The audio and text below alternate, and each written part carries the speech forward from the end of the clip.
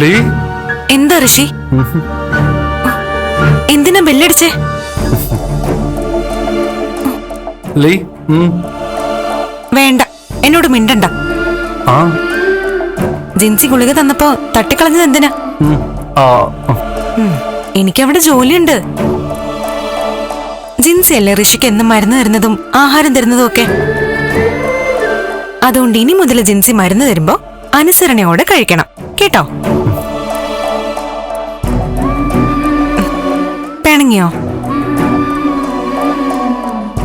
ജിൻസി പാവാ, ജിൻസി വിഷമിപ്പിക്കരുത്.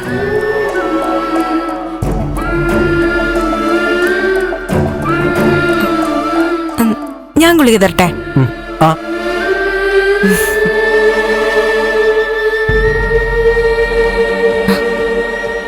ആ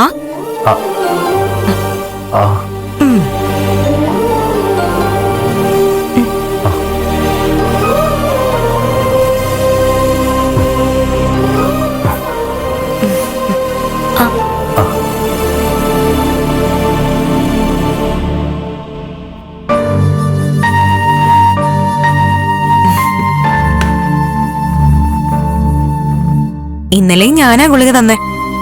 ഇനി ജിൻസി തന്നെ തരും. മരുന്ന് കഴിക്കണം. ശരി ഋഷി, ഞാൻ പോട്ടെ. താഴെ ഒരുപാട് ജോലിയുണ്ട്. ലീ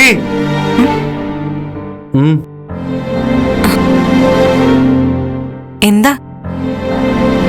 ഞാൻ പോട്ടെ, ഒരുപാട് ജോലിയുണ്ട്. ലീ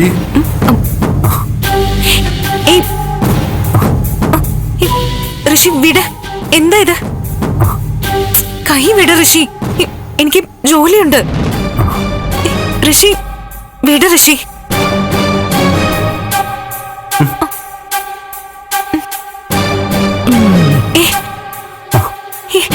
ഋഷി ഇത് കൊള്ളാലോ. ഋഷി എന്താ ഇത്? കൈ വിട്. എനിക്ക് പോണം ഋഷി.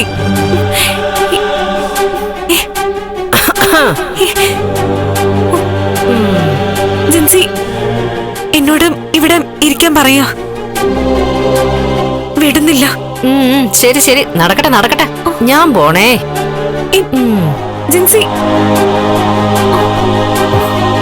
ഋഷി കൈ എടുക്ക്. വിട്. ഞാൻ അങ്ങോട്ട് ചെല്ലട്ടെ.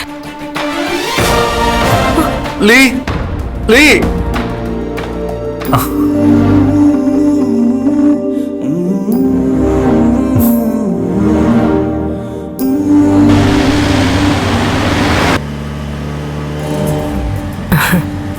അപ്പോ ഇന്ന് വൈകിട്ടത്തെ ഫംഗ്ഷൻ ഗംഭീരാവൂല്ലേ? പറഞ്ഞില്ലേ മാഡം, അളിയനും പെങ്ങളും ഒക്കെ മുൻകൈ എടുത്ത് നടത്തുന്ന ആഘോഷ. സത്യത്തില് എന്താ അവിടെ സംഭവിക്കുന്നതെന്ന് അറിയത്തില്ല. എന്റെ ഭാഗ്യ ഇങ്ങനെ ഒരു അളിയനെ കിട്ടിയത്. ഗിരീഷേട്ടൻ എന്ത് കാര്യത്തിനും കൂടെയുണ്ട്.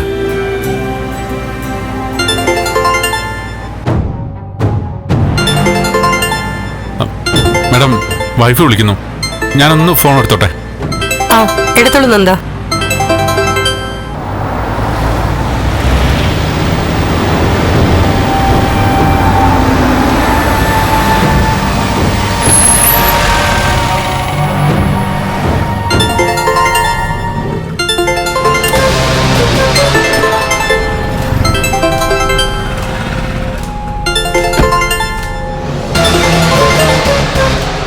ആ ദേവി. നന്ദു. എന്താ ദേവി? ഒന്നുമില്ല. പെട്ടെന്ന് എനിക്കെന്തോ ഒരു ടെൻഷൻ പോലെ തോന്നി. നന്ദുവിനെ വിളിക്കാന്ന് കരുതി. എന്ത് ടെൻഷൻ? വർക്കിന്റെ ആണോ അതോ ഇന്നത്തെ ആഘോഷത്തിന്റെ കാര്യങ്ങൾ ആലോചിച്ചോ? അതെ, ചിലപ്പോ ആഘോഷത്തിന്റെ കാര്യം ആലോചിച്ചിട്ടായിരിക്കും. എന്തോ ഒരു സങ്കടം പോലെ. ഇന്ന് നമുക്ക് ഒരു ടെൻഷൻ ഉണ്ടാവാൻ പാടില്ല. ഞാൻ മീറ്റിംഗ് കഴിഞ്ഞ ഉടനെ ഇറങ്ങും. താനൊരു വണ്ടി വിളിച്ച് വീട്ടിൽ പോയാൽ മതി.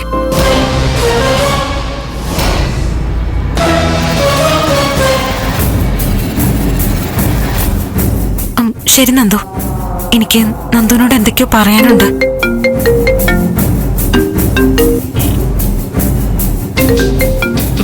ഹലോ മാഡം, ജിൻസി, ദേവിക ഫോണിലാണോ അത് ജോലിയിലാണോ?